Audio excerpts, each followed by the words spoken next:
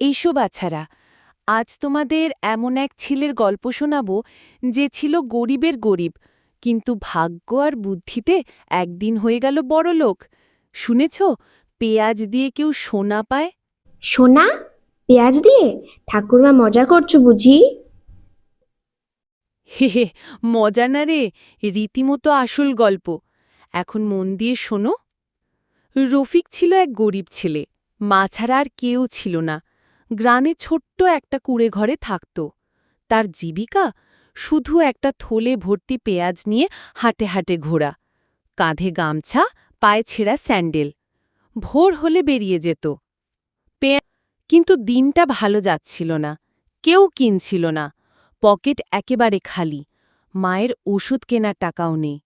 তখন হঠাৎ এক বোরখা পরা বুড়ি হাঁটে এসে দাঁড়াল। ও ছেলে, থেমে দাঁড়া, এই থলেটা রাখ। তুই যদি এই থলে মানুষকে খাওয়াস, একদিন এই থলে তোকে সোনা দেবে।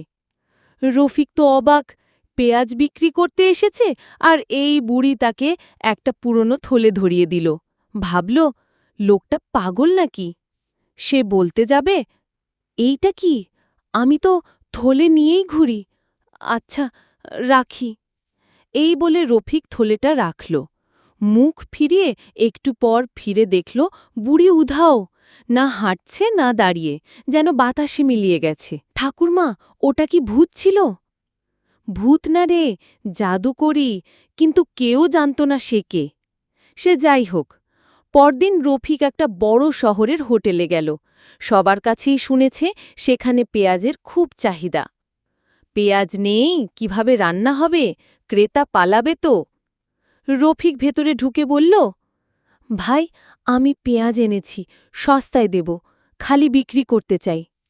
হোটেল মালিক চমকে বলল, তোমাকে দেখে খাসা সোজা সাপটা ছেলে, কাল ৫০ কেজি পেঁয়াজ দাও, কেজি ২০ টাকা। এই তো শুরু। রফিক পরদিন ভ্যান ভাড়া করে আবার এলো, পেঁয়াজ দিল, টাকা পেল, আর রাতে ঘরে ফিরে সেই থলেটা খুলে দেখল সোনা, চোখ ধাঁধানো চকচকে সোনা।